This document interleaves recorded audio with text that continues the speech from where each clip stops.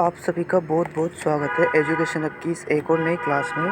तो साथियों, आज का जो अपना टॉपिक चल रहा था वो पहले से वो है सीईटी से संबंधित मोस्ट इम्पोर्टेंट क्वेश्चंस के बारे में।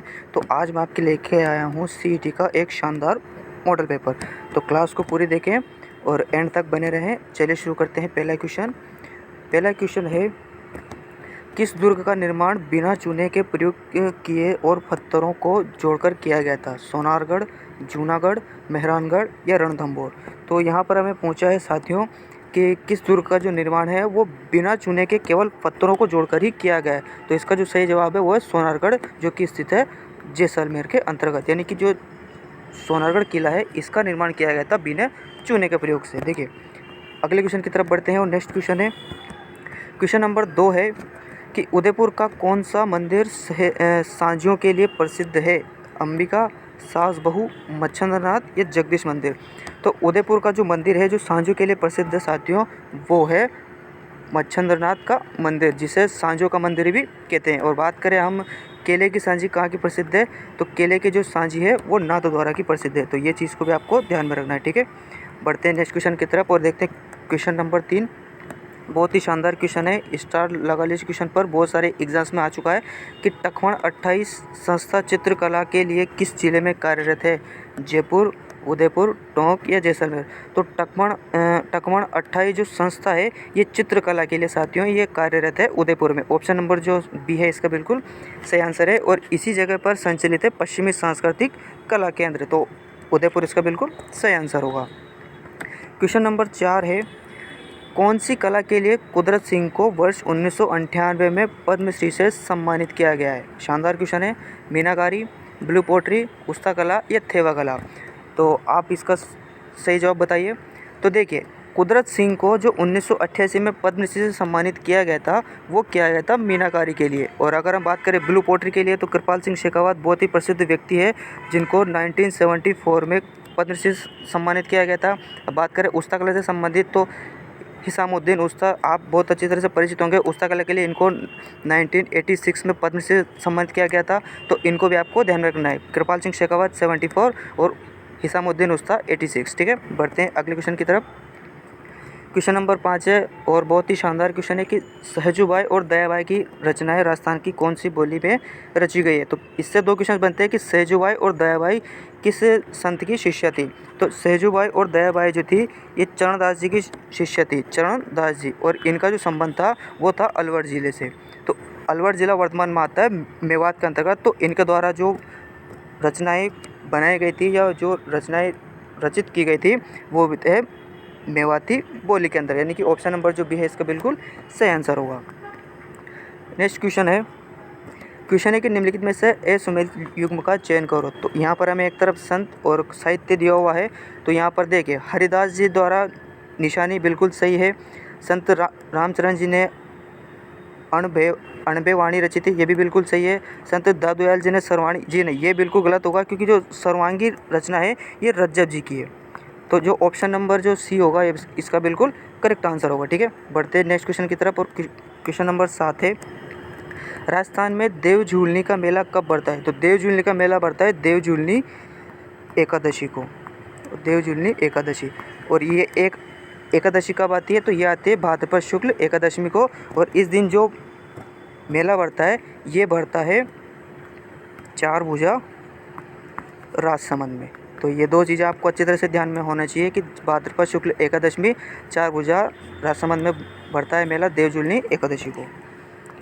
नेक्स्ट क्वेश्चन है क्वेश्चन नंबर 8, निम्नलिखित में से असुमेलित का चयन करो। असेंशंस डे ईसाइयों का है, बिल्कुल ये सही है। बैसाखी सिख का है, रोड तीज जैन का है। लेकिन जो ईस्टर है ये सिंधी समाज का नहीं है, ईस्टर भी ईसाई समाज का एक त्यौहार है। यानी कि जो ऑप्शन नंबर 4 था इसका बिल्कुल करेक्ट आंसर है। नेक्स्ट क्वेश्चन देखते हैं क्वेश्चन नंबर 9। क्वेश्चन नंबर 9 है कि शादी के अवसर पर जब दूल्हा तोरण पर पहुंचता है तो महिलाएं कौन सा गीत गाती है? पावना, जला, कुकड़लू या बीरा? तो जब तोरण पर पहुंचता है दूल्हा तो महिलाओं द्वारा जो गीत गाया जाता है साथियों वो होता है कुकड़लू। पावना जो गीत होता है तो जब जो दूल्हा होता है वो पहली बार ससुराल आता है तो खाना खाते वक्त जो महिलाएं होती है वो पावना गीत गाती है। और जला जो गीत होता है साथियों ये जब बारात का डेरा देखते जाती है तब गाती है, और जो बीरा होता है ये भात या मायरा भरते समय जो गीत गाती है वो होता है बीरा गीत। ठीक है। क्वेश्चन नंबर 10 है, जहाँ पर हमें एक तरफ दिए हुए लोक नृत्य और एक तरफ दिए हुए संबंधी जाति, जहाँ पर हमें असुमेलित का चयन करना है। तो मछली नृत्य जो होता है वो बंजारा का होता है, बिल्कुल सही है।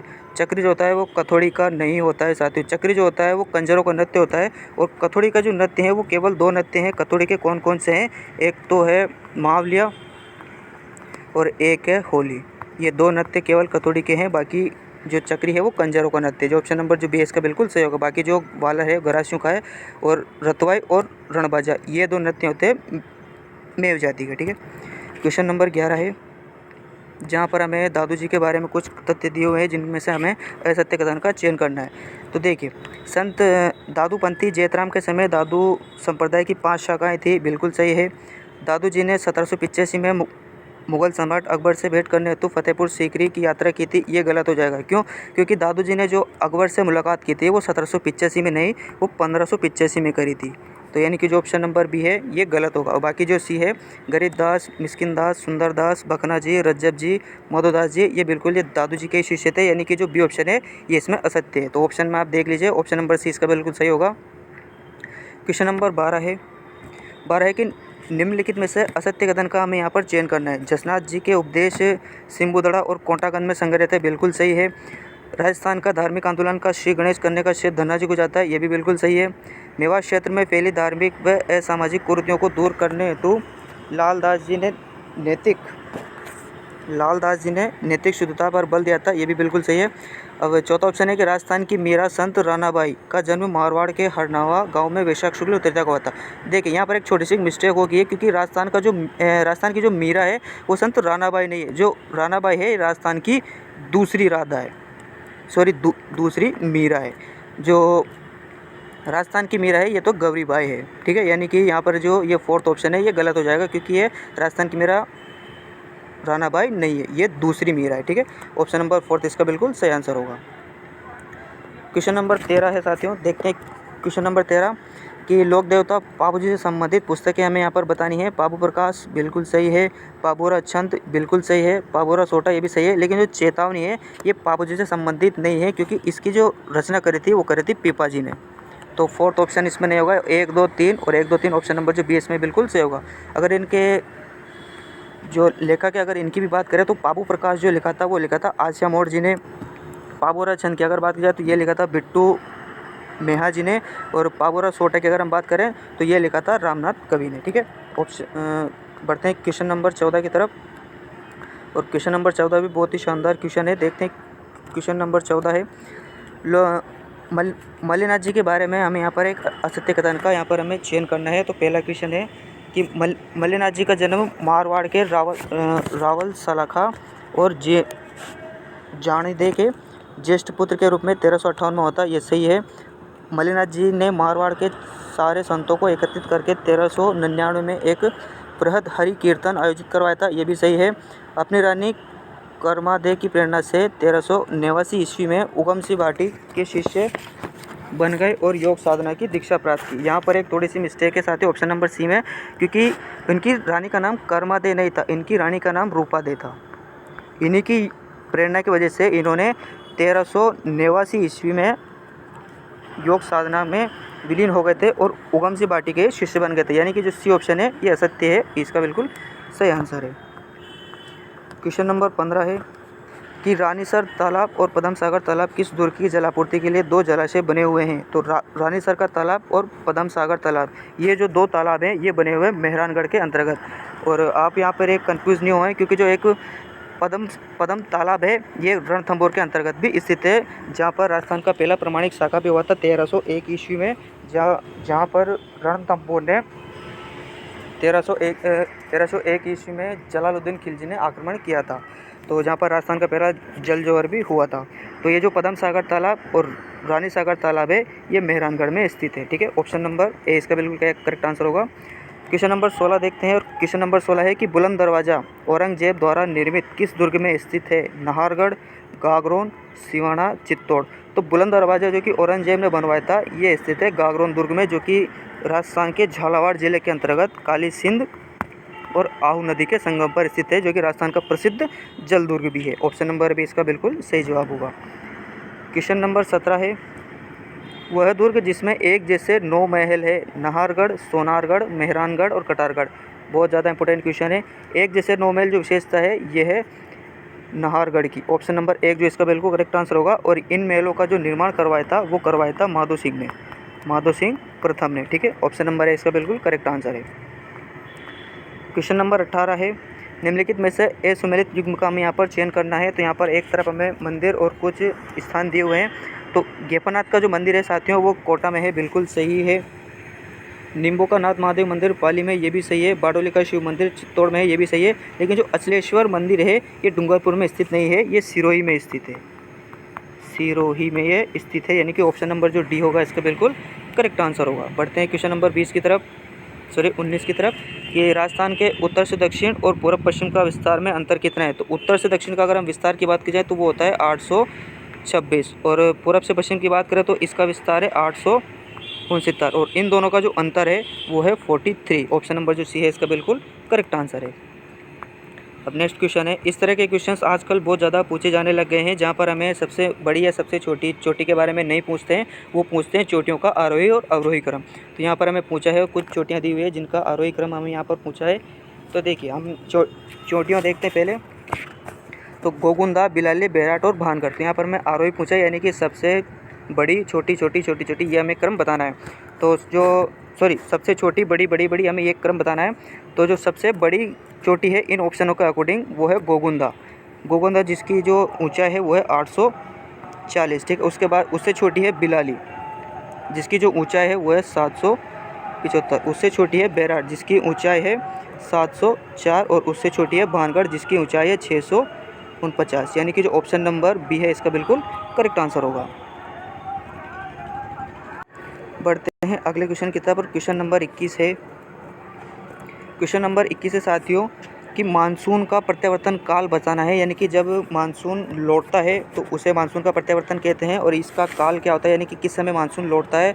तो अक्टूबर से मध्य दिसंबर, मध्य जून से सितंबर, मध्य जुलाई से अगस्त, या सितंबर से मध्य दिसंबर। तो देखिए मानसून का अगर हम काल की बात करें तो मानसून मध्य जून से सितंबर, यहाँ पर तो मानसून आता ही है, बहुत ज़्यादा वर्षा होती है।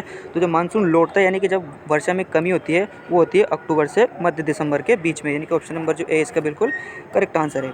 क्वेश्चन नंबर 22 देखते हैं। क्वेश्चन नंबर 22 है कि निम्नलिखित में से कौन सी नदी बनास नदी की सहायक नदी नहीं है। बेड़च, मोरेल, मानसी या मोरेन। तो बनास की हमें यहाँ पर सहायक नदी बतानी है जो नहीं है। तो इसका जो करेक्ट आंसर होगा वो होगा मोरेन, क्योंकि जो मोरेन नदी है ये माही की सहायक नदी है। ठीक है साथियों, ऑप्शन नंबर जो 4 है इसका बिल्कुल सही आंसर होगा। नेक्स्ट क्वेश्चन देखते हैं। क्वेश्चन नंबर 23 है, चांद बावड़ी कहाँ पर स्थित है। आभानेरी, सुमेरपुर, पचपदरा या कोलायत। तो चांद बावड़ी प्रसिद्ध राजस्थान में 2 जगह की है, एक तो आभानेरी दौसा की है और एक है जोधपुर की। तो यहाँ पर ऑप्शन में आभानेरी है, तो इसका जो ए ऑप्शन होगा इसका बिल्कुल सही आंसर होगा आभानेरी दौसा। इस बावड़ी पर 29 सितंबर 2017 को 5 रुपये का डाक टिकट भी जारी हुआ था। ठीक है, ऑप्शन नंबर जो है इसका बिल्कुल सही आंसर होगा। क्वेश्चन नंबर 22 है कि पालीवाल ब्राह्मण द्वारा विकसित जैसलमेर जिले में मौलिक पारंपरिक वर्षा जल संचयन की पद्धति का नाम। बहुत ज़्यादा इंपॉर्टेंट है, अगर वर्षा जल संग्रहण से क्वेश्चन आते हैं तो ये क्वेश्चन हर बार पूछा जाता है कि पालीवाल ब्राह्मणों ने जो जैसलमेर के अंतर्गत 15वीं सदी में, कब 15वीं सदी में जो वर्षा जल संग्रहण की पद्धति बनाई थी वो है खड़ी। ऑप्शन नंबर बी है इसका बिल्कुल सही आंसर है। नेक्स्ट क्वेश्चन है और बहुत ही शानदार क्वेश्चन है कि राजस्थान प्रशासनिक प्रतिवेदन 2023-24 वन विभाग राजस्थान के अनुसार राजस्थान में रक्षित वन यहाँ पर हमें पूछे हैं। रक्षित मतलब कि प्रोटेक्टेड वन कौन से होते हैं ये हमें पूछे हैं। तो 12,000 वर्ग किलोमीटर है, 14,000 वर्ग किलोमीटर है, 18,000 है या 16,000 है। तो देखिए यहाँ पर राजस्थान में जो वन है वो 3 प्रकार के वन पाए जाते हैं। 3 प्रकार के वन कौन कौन से मैं भी आपको बताता हूँ। राजस्थान में जो 3 प्रकार के वन हैं वो तो होते हैं, पहले तो होते हैं आरक्षित, ठीक है, जो कि सबसे ज़्यादा वन है, सबसे ज़्यादा नहीं है, ये है 12,000 किलोमीटर क्षेत्र के स्क्वायर क्षेत्र पर है, और सबसे ज़्यादा ये स्थित है उदयपुर में। ठीक है, उसके बाद में आते हैं रक्षित, ये है 18,000 क्षेत्र में, और ये कहाँ पर सर्वाधिक है, ये है 12 में। ठीक है, और तीसरा आते हैं अवर्गीकृत, और ये कहाँ पर है, बीकानेर में। कितने हैं, 2,000 किलोमीटर क्षेत्र के स्क्वायर में। अब हमें यहाँ पर पूछा है रक्षित, तो रक्षित का क्षेत्र कितना है 18,605 वर्ग किलोमीटर और इसका सर्वाधिक क्षेत्र कहाँ पर है 12 में। लगभग ये 56% क्षेत्र पर फैले हुए। ऑप्शन नंबर जो सी है इसका बिल्कुल सही आंसर होगा। अब क्वेश्चन नंबर देखते हैं। नेक्स्ट क्वेश्चन नंबर 26 है कि निम्नलिखित में से कौन सा युग्म असुमेलित है। यहाँ पर हमें शुभांकुर और जिला दिया हुआ है। देखिए यहाँ से एक क्वेश्चन और बनता है कि राजस्थान के जो वन्यजीव शुभांकुर है ये कब घोषित किए गए थे। तो ये घोषित किए गए थे 2016 में, जब वसुंधरा राजे सीएम थी। तो भालो जो शुभांकुर है वो जालोर का है, बिल्कुल सही है। उड़न गैलेरी जो पाई जाती है सीता माता वन्यजीव अभ्यारण्य में जो प्रतापगढ़ में ही स्थित है, ये भी बिल्कुल सही है। मगर जो है वो कोटा का नहीं है साथियों, मगर जो है वो बारां का है, बारां का है। और कोटा का जो वन्यजीव शुभांकुर है वो है ऊँट बिलव, ऊँट बिलव। ठीक है, ऑप्शन नंबर जो सी होगा इसका बिल्कुल करेक्ट आंसर होगा। बाकी जो घड़ियाल है वो करौली का, ये भी एकदम करेक्ट है। क्वेश्चन नंबर 27 है कि राजस्थान में कृषि विभाग के मृदा वर्गीकरण के अनुसार नवीन जलोढ़ मृदा किस जिले में नहीं पाई जाती है। तो हमें यहाँ पर बताना है नवीन जलोढ़ मृदा कहाँ पर नहीं पाई जाती है। तो नवीन जलोढ़ का मतलब होता है खादर, नई खादर और पुरानी बांगर होती है। ठीक है, तो नवीन जलोढ़ मृदा जो नहीं पाई जाती है वो देखिए, एक ही अलवर में पाई जाती है, सवाई माधोपुर में पाई जाती है, जयपुर में पाई जाती है, लेकिन भीलवाड़ा और अजमेर और सवाई माधोपुर, इन 3 जिलों में जो मृदा पाई जाती है वो पाई जाती है लाल पीली। यानी कि ऑप्शन नंबर जो बी है इसका बिल्कुल करेक्ट आंसर होगा। भीलवाड़ा क्षेत्र के अंतर्गत नवीन जलोढ़ मृदा का विस्तार नहीं है। नेक्स्ट क्वेश्चन है, अगला क्वेश्चन हमें पूछा है कि खरीफ की फसल कौन सी है। तो खरीफ की फसल मतलब होता है जो फसल बरसात में बोई जाती है। तो बरसात में ज्वार बोई जाती है, मक्का बोई जाती है, बाजरा बोया जाता है, लेकिन जो होता है वो रबी की फसल है, यानी कि ये सर्दी में बोई जाती है। ऑप्शन नंबर यहाँ पर 1, 3, 4 की अगर हम बात करें तो ऑप्शन नंबर 4 इसका बिल्कुल सही आंसर होगा। क्वेश्चन नंबर 29 है कि जनगणना 2011 के अनुसार राजस्थान में पुरुष साक्षरता हमें यहाँ पर पूछी है। तो पुरुष साक्षरता कितनी है, तो वो है 79.2%। और अगर हम 61.1 की बात की जाए तो ये है राजस्थान की कुल साक्षरता, औसत या कुल इसको बोल सकते हैं। और पुरुष की अगर हम बात करें तो पुरुष साक्षरता हमने अभी बात करी। और महिला की बात करें तो महिला साक्षरता है वो है 52.1, यानी कि ऑप्शन नंबर जो बी है यह है महिला, यह है पुरुष और यह है राजस्थान की औसत साक्षरता। ठीक है, नेक्स्ट क्वेश्चन देखते हैं। नेक्स्ट क्वेश्चन है खनिज से संबंधित कि नाथ की नेरी व तनु का जो अभ्रक खनन क्षेत्र है वो किस जिले में स्थित है। तो अभ्रक से संबंधित लगभग जो खनन क्षेत्र हैं वो भीलवाड़ा क्षेत्र के अंतर्गत आते हैं, क्योंकि भीलवाड़ा में ही सर्वाधिक अभ्रक का उत्पादन होता है। क्वेश्चन नंबर 29 देखते हैं। क्वेश्चन नंबर 31 है कि निम्नलिखित में से कौन सा ऊर्जा का गैर परंपरागत स्रोत है। बायोगैस, खनिज तेल, अणुशक्ति या जल विद्युत। यहाँ पर हमें बताना है ऊर्जा का गैर परंपरागत स्रोत। तो बायोगैस, अणुशक्ति, खनिज तेल, जल विद्युत, 4 ऑप्शन में से आपको इसका सही जवाब बताना है। इसका जो सही आंसर होगा साथियों वो होगा ऑप्शन नंबर ए। बायोगैस जो होती है वो एक गैर परंपरागत ऊर्जा का स्रोत है। बाकी जो खनिज तेल, अणुशक्ति और जल विद्युत है ये गैर परंपरागत स्रोत हैं। नेक्स्ट क्वेश्चन की तरफ बढ़ते हैं। आज का अंतिम क्वेश्चन है कि निम्नलिखित में से थार महोत्सव का संबंध किस जिले से है। तो थार महोत्सव का संबंध यहाँ पर हमें बताना है कि किससे जिले से है, बीकानेर, बाड़मेर, जैसलमेर या सिरोही। तो थार महोत्सव का जो संबंध है साथियों वो है बाड़मेर से। बाड़मेर के अंतर्गत मनाया जाता है थार महोत्सव, और जैसलमेर के अंतर्गत मनाया जाता है मरु महोत्सव। ठीक है, और बीकानेर के अंतर्गत मनाया जाता है ऊँट महोत्सव। इन महोत्सव को भी आपको अच्छी तरह से ध्यान में रखना है। और सिरोही के अंदर मनाया जाता है ग्रीष्म और शरद। ठीक है, तो ऑप्शन नंबर जो है इसका बी इसका बिल्कुल करेक्ट आंसर होगा। तो आज के लिए बस इतना ही। तो आप मुझे कमेंट बॉक्स में बताएं कि आपके 32 में से कितने क्वेश्चन सही हुए हैं, और मिलते हैं आपसे तब तक के लिए अगली क्लास में। धन्यवाद। जय श्री राम।